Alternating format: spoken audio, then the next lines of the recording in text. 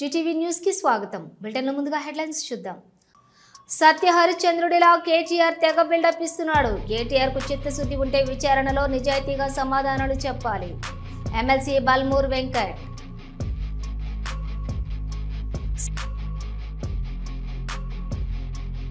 సుపరిపాలన కాదు, సూపర్ 6 కు యగనామం పెట్టిన పాలన. కూటమి పాలనపై మాజీ మంత్రి ఆర్కే రోజా విమర్శలు. 3 సార్లు కాదు 30 సార్లైన విచారణకు వస్తా, బీఆర్ఎస్ వర్కింగ్ ప్రెసిడెంట్ కేటీఆర్.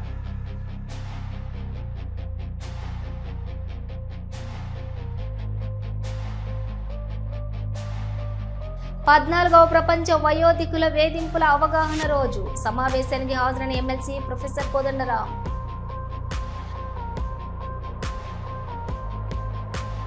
ఏడాది కూటమి పాలనలో వైఫల్యాలు మోసాలను ప్రజల్లోకి తీసుకెళ్తాం, వైసీపీ నేతల ప్రకటన.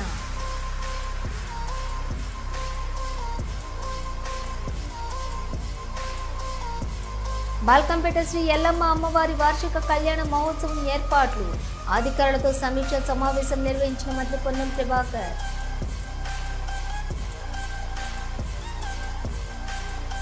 తిరుమల శ్రీవారిని తెలుగు సినీ నటుడు సుమన్ షష్ఠిపూర్తి మూవీ టీం దర్శించుకున్నారు. ఆలయ మర్యాదలతో స్వాగతం పలికిన టీటీడీ అధికారుల వేద పండితులు.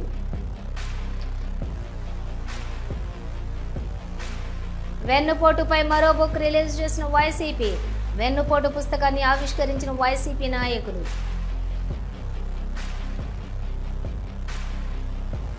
తిరుమల శ్రీవారిని దర్శించుకున్న మాజీ మంత్రి రోజా మరియు నటులు మీనా, ఇంద్రజ.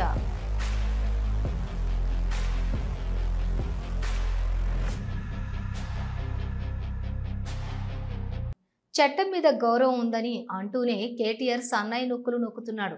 సత్య హరిశ్చంద్రుడిలా కేటీఆర్ తెగ బిల్డప్ ఇస్తున్నాడని ఎమ్మెల్సీ బల్మూర్ వెంకట్ మండిపడ్డారు. అధికారులకు అవసరమైతే 3 సార్లు కాదు 300 సార్లైనా పిలుస్తారు, వెళ్లాల్సిందే. కేటీఆర్ కు చిత్తశుద్ధి ఉంటే విచారణలో నిజాయితీగా సమాధానాలు చెప్పాలి. కేసులు బనాయించాల్సిన అవసరం మా ప్రభుత్వానికి ఏమాత్రం లేదు. ఈ ఫార్ములా రేస్ అస్తవ్యస్తంగా నిర్వహించి దొరికిపోయింది కేటీఆర్.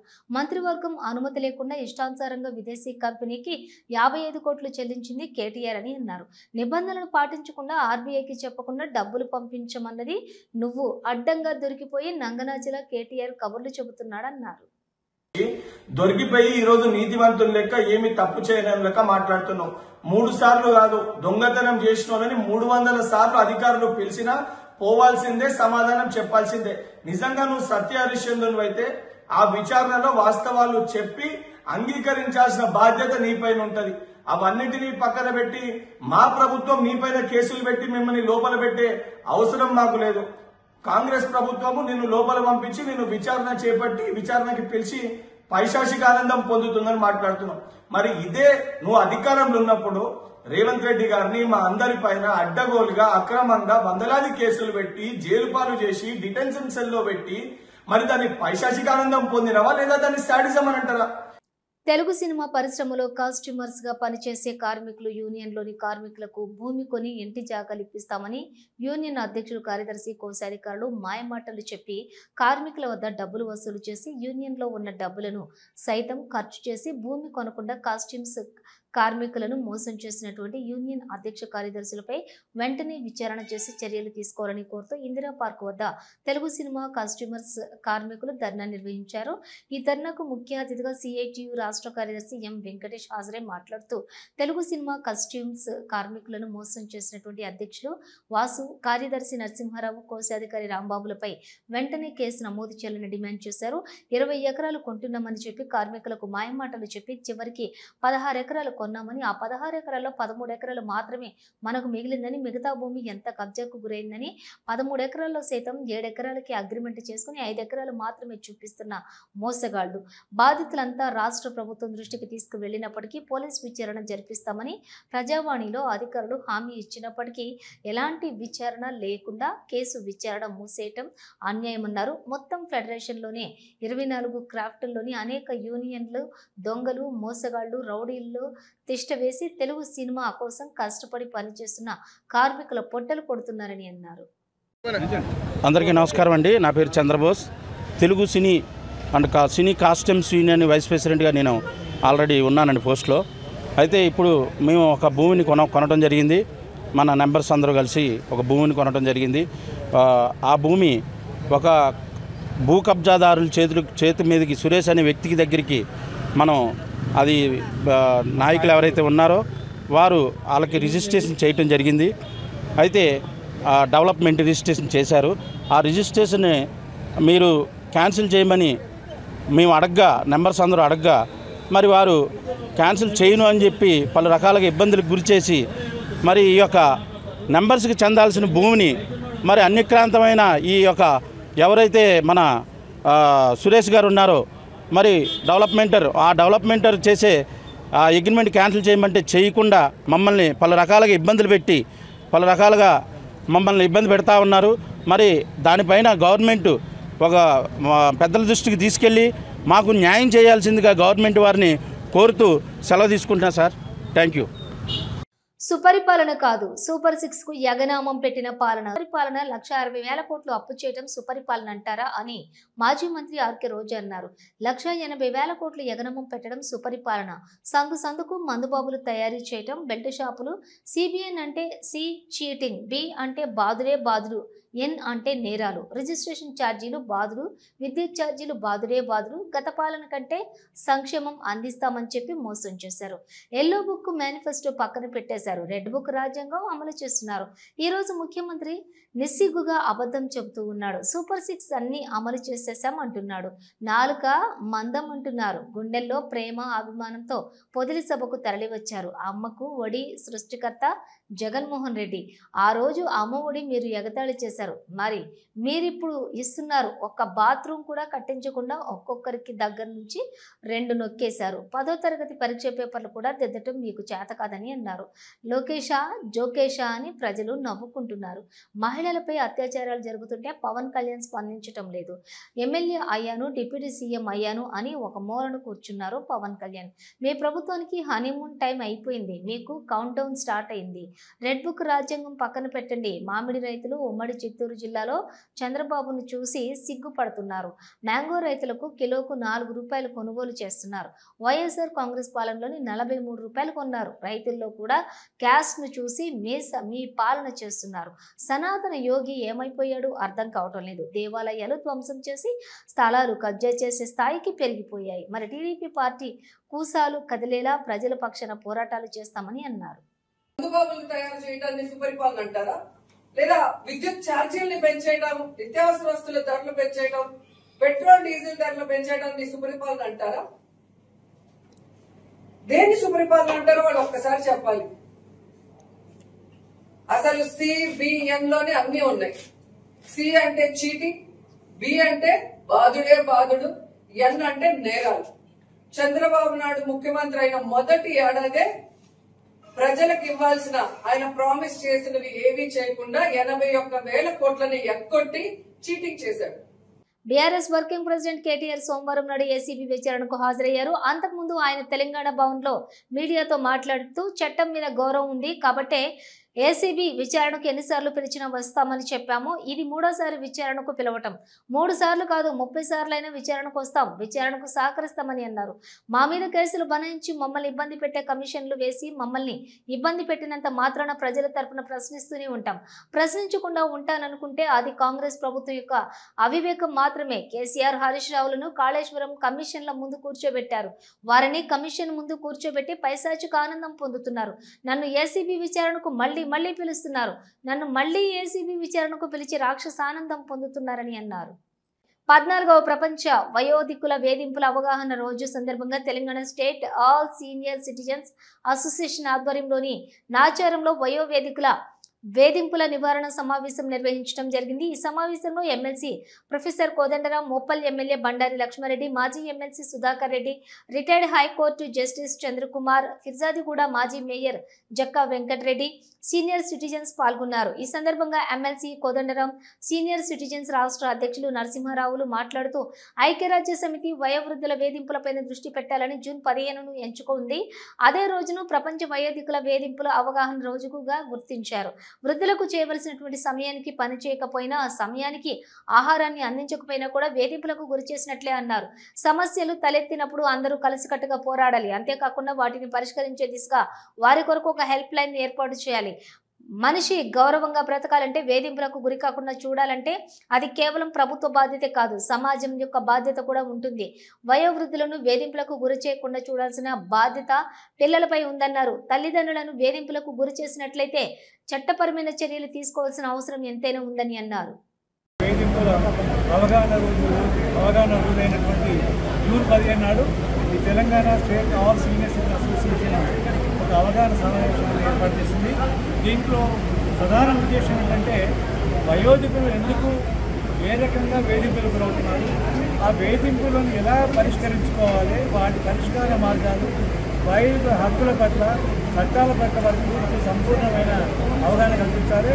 అలాగే వయోధికులను ఎవరైతే వేధిస్తున్నారో ఆ వేధించే వారు కూడా అయ్యా మీ తల్లిదండ్రులని మీ తాత నాన్నమ్మ అమ్మమ్మలను వేధిస్తే మీకు ఈ చట్టాల ప్రకారంగా మీకు కఠిన శిక్షలు పడతాయని చెప్పి పిల్లలకు కూడా అవగాహన కల్పించడానికి పిల్లలకు తల్లిదండ్రులకి వయోధికులందరికీ కూడా ఈ వీటి మీద సంపూర్ణమైన అవగాహన కల్పించడానికి ఈ అవగాహన రోజు ఇందులో ఏడాది కూటమి పాలనలోని వైఫల్యాలు మోసాలను ప్రజల్లోకి తీసుకెళ్తామని వైసీపీ నేతలు ప్రకటించారు. ఈ మేరకు విశాఖ వైఎస్ఆర్సీపీ కార్యాలయంలోని వైసీపీ నేతలు పుస్తకావిష్కరించారు.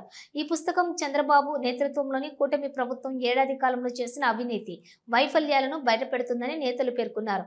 అక్రమ మైనింగ్ పై త్వరలోనే పోరాటం చేస్తామని, ప్రజలకు న్యాయం చేసేందుకు కట్టుబడి ఉన్నామని అమర్నాథ్ తెలిపారు. చంద్రబాబు ప్రభుత్వం వైఎస్ఆర్సీపీ నేతలపై కక్ష సాధింపు చర్యలకు పాల్పడుతోందని ఆరోపించారు. ప్రభుత్వాన్ని ప్రశ్నిస్తే తప్పుడు కేసులు పెడుతున్నారని, ఏడాదిలో 1.50 లక్షల కోట్ల అప్పు తప్ప ఎలాంటి సాఫల్యం లేదని విమర్శించారు. వైఎస్ జగన్ హామీలతో పాటు చెప్పని పథకాలను కూడా అమలు చేసి సంక్షేమ పాలన అందించారని గుర్తు చేశారు. దీనికి విరుద్ధంగా చంద్రబాబు హామీలను నీరుగార్చి పేద ప్రజలను మోసం చేశారని, అమరావతి అవినీతిపైనే దృష్టి సారించారని ఆరోపించారు. ఎల్లో మీడియా ద్వారా అబద్ధపు కథనాలు ప్రచారం చేస్తూ ప్రశ్నించే వారిని బెదిరిస్తున్నారని లోకేష్ పై మండిపడ్డారు. వైఎస్ జగన్ సంక్షేమ పాలనను ప్రజలు మర్చిపోలేకపోతున్నారని, మోసపోయామని గ్రహించి మళ్లీ జగన్ ను గెలిపించాలని కోరుకుంటున్నారని అన్నారు. చంద్రబాబు 3 సార్లు ముఖ్యమంత్రిగా ఉన్నప్పుడు హామీలు అమలు చేయక రాష్ట్రాన్ని అప్పుల కుప్పగా మార్చారని విమర్శించారు. మహిళలకు రక్షణ కల్పించలేక ప్రజాస్వామ్యాన్ని హర్షిస్తున్నారని ఆరోపించారు. జగన్ మచ్చలేని నాయకుడిని, 90% హామీలను ఏడాదిలో అమలు చేశారని కొనియాడారు. వచ్చే ఎన్నికల్లో వైఎస్ఆర్సీపీ విజయం సాధించి జగన్ 30 ఏళ్లు ముఖ్యమంత్రిగా కొనసాగుతారని ధీమా వ్యక్తం చేశారు. పేదల పాలిట పెన్నిధి మాజీ శాసనసభ్యులు పల్లా సింహాచలం మరణం చాలా బాధాకరమని మాజీ కౌన్సిలర్ లంకలత అన్నారు. జీవీఎంసీ 66వ వార్డు పరిధి ఇందిరా కాలనీలో పల్లా సింహాచలంకే కాలనీ వాసులు తమ ఇంట్లోని లైట్లు ఆర్పి కొవ్వొత్తులు వెలిగించి అనంతరం చిత్రపటానికి పూలమాలలు వేసి ఘన నివాళులర్పించారు. ఈ సందర్భంగా ఆమె మాట్లాడుతూ, మన ఈ గాజువాక ప్రాంతంలో ఎంతో మంది పేదవారికి సొంతంగా స్థలాలు ఇచ్చిన గొప్ప వ్యక్తి పల్లా సింహాచలం అని అన్నారు. ఆయన శాసనసభ్యులుగా ఉన్న సమయంలో చేసినటువంటి అభివృద్ధి పనులను ఒకసారి గుర్తు చేసుకున్నారు. ఇటువంటి గొప్ప వ్యక్తి కడుపున పుట్టినటువంటి ఆయన తనయుడు రాష్ట్ర తెలుగుదేశం పార్టీ అధ్యక్షులు, స్థానిక శాసనసభ్యులు పల్లా శ్రీనివాసరావు కూడా తండ్రికి తగ్గ తనయుని వలె ప్రజా సంక్షేమం, నియోజకవర్గం అభివృద్ధి కోసం కృషి చేస్తున్నారని చెప్పారు. ఈ కార్యక్రమంలోని షేక్ ఆశా, తాడి వరలక్ష్మి, బేబీ, లంక తేజ, లంక లోకేష్, లంక యువసేన యూత్ తదితరులు పాల్గొన్నారు.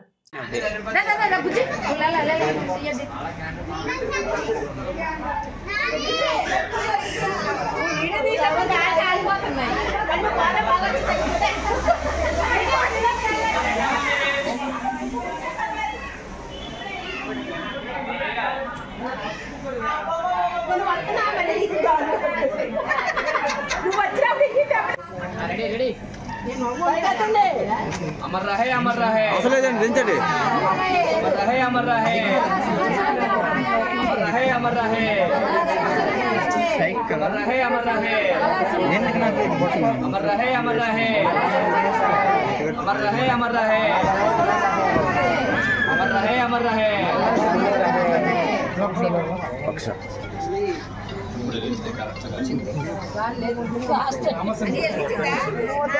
अमर रहे अमर रहे अमर रहे। పల్లా సింహాచలం గారు స్వర్గీయులైన అయినందుకు మా కాలనీ ప్రజలందరూ చాలా బాధాకరంగా చిందిస్తున్నాం.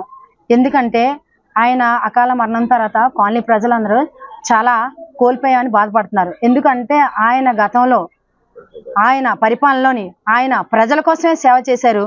ఈరోజు ఇందిరా కాలనీ ఉంది అని అంటే అది పల్లా సింహాచలం గారు పెట్టిన భిక్ష. ఇంతమంది ప్రజలు గాజువాకలో వలస వచ్చిన వాళ్ళు కూడా ఇక్కడ బ్రతుకుతున్నారు అంటే ఆ రోజుల్లో ఆయన చేసిన సేవ ఎనలేని సేవ ఈరోజు మాకందరికీ మా గుండెల్లోని అది ఉంది. గ్రామీణ పట్టణ ప్రాంతాల్లోని చదువుకుంటున్న యువకులు నిషేధిత మత్తు పదార్థాలపై గంజాయిని సేవిస్తే కేసులు నమోదు చేస్తామని వైరా ఎస్ఐ రామారావు హెచ్చరించారు. వైరా పోలీస్ స్టేషన్లో గ్రామీణ పట్టణ ప్రాంతాల్లో గంజాయి సేవిస్తున్న యువతకు మత్తు పదార్థాల నిషేధంపై ఎస్ఐ రామారావు అవగాహన కల్పించారు. గ్రామీణ పట్టణ ప్రాంతాలలోని ఇంటర్, డిగ్రీ, బీటెక్ చదువుకుంటున్న యువకులు నిషేధిత మత్తు పదార్థాలైన గంజాయి, మద్యంను సేవిస్తూ చెడు వ్యసనాలకు బానిసలవుతున్నారని, అలాంటి వారిపై కేసులు నమోదు చేస్తామని హెచ్చరించారు. చిన్న వయసులోనే చెడు వ్యసనాలకు బానిసలు కావటం వలన కుటుంబాలు చిన్నభిన్నం అవుతున్నాయని అన్నారు. విద్యార్థులు ఉన్నత చదువులు అభ్యసించి సమాజ అభివృద్ధికి పాటుపడాలని కోరారు. ఆల్రెడీ కొంతమంది ట్రీట్మెంట్ అయింది తెలుసు కదా, మరి ఆ లెవెల్లో ఉంటుంది. ఓకేనా? మాస్క్ పెట్టుకున్నాం కనపడకుండా లేకపోతే నేర్చుకోవడం.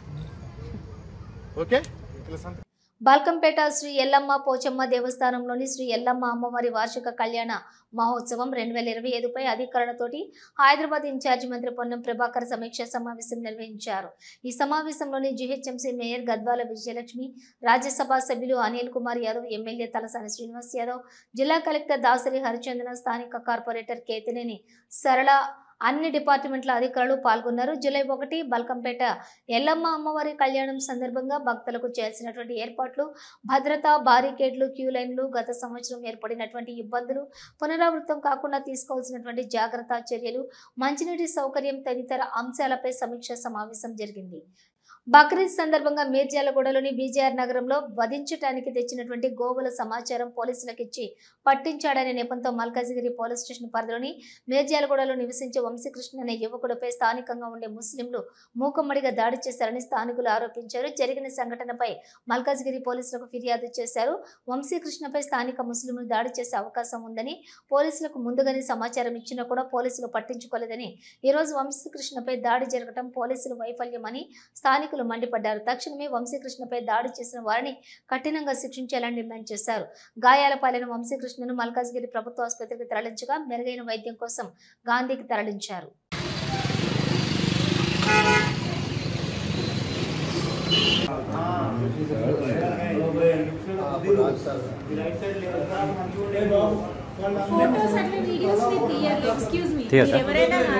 తిరుమల శ్రీవారిని కేంద్ర మంత్రి పీయూష్ గోయల్ సోమవారం దర్శించుకున్నారు. కేంద్ర మంత్రితో పాటుగా ఏపీ మంత్రులు అనగాని సత్యప్రసాద్, టీజీ భరత్ తదితరులు శ్రీవారిని దర్శించుకున్న వారిలో ఉన్నారు. ఈ రోజు ఉదయం నైవేద్యాలు విరామ సమయంలో ఆలయానికి వచ్చిన కేంద్ర రాష్ట్ర మంత్రులకు టీటీడీ చైర్మన్ అధికారులు స్వాగతం పలికి దర్శన ఏర్పాట్లు చేశారు. అనంతరం ఆలయంలోని రంగనాయకుల మండపంలోని అధికారులు తీర్థ ప్రసాదాలు అందచేయగా పండితులు ఆశీర్వచనాలు అందజేశారు. దేశానికి ఉజ్వల భవిష్యత్తు ఇవ్వవలసిందిగా శ్రీవారిని ప్రార్థించారని ఆలయం వెలుపల కేంద్ర మంత్రి పీయూష్ గోయల్ అన్నారు. ఇక భారతదేశ విశ్వగురువుగా రూపొందుతోందని తెలిపారు.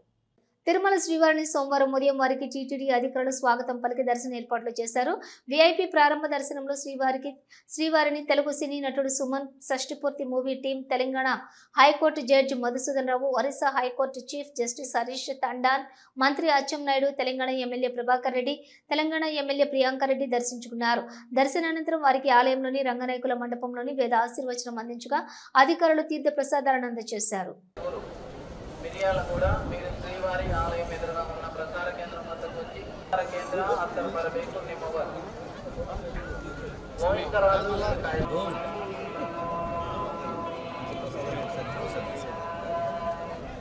వైసీపీ నాయకులు చంద్రబాబు నాయుడుపై వెన్నుపోటు బుక్ ను రిలీజ్ చేశారు. ఆ పుస్తకంపై వారి మాటలు విందాం. కూటమి ప్రభుత్వం సిగ్గు లేకుండా విజయోత్సవ సభలు జరుపుకుంటా ఉంది. ఎందుకంటే జగన్మోహన్ రెడ్డి గారు ఒక వర్డ్ వాడతారు, బిట్రేయల్ అని. తెలియని వాడిని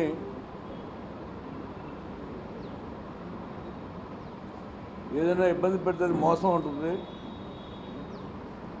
నమ్మిన వాడిని మోసం చేస్తే నమ్మక ద్రోహం అవుతుంది. ఈ 5 కోట్ల ప్రజానీకాన్ని మభ్యపెట్టి అబద్ధాలు చెప్పి మేనిఫెస్టో అంటే ఒక డస్ట్బిన్లో పేపర్ లాగా భావించి అధికారంలోకి వచ్చిన తర్వాత వాటిని ఫుల్ఫిల్ చేయకుండా విజయోత్సవ సభలు జరుపుకుంటూ ఉంటే ఈరోజు దానికి జగన్మోహన్ రెడ్డి గారు ఈ ఫస్ట్ ఇయర్ 2024 and 25, 19 and 20 ఈ రెండింటిని కంపేర్ చేసుకోమని చెప్తా ఉన్నారు.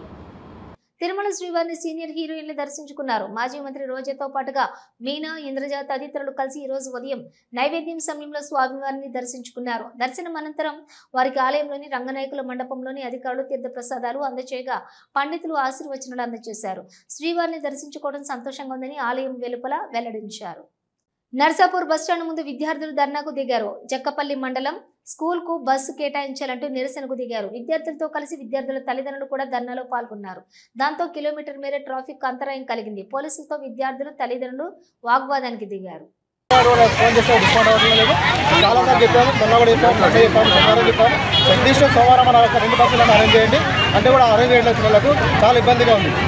ఇవి బులెటిన్ విశేషాలు. మరో బులెటిన్తో మళ్ళీ కలుద్దాం. అంతవరకు చూస్తూనే ఉండండి న్యూస్.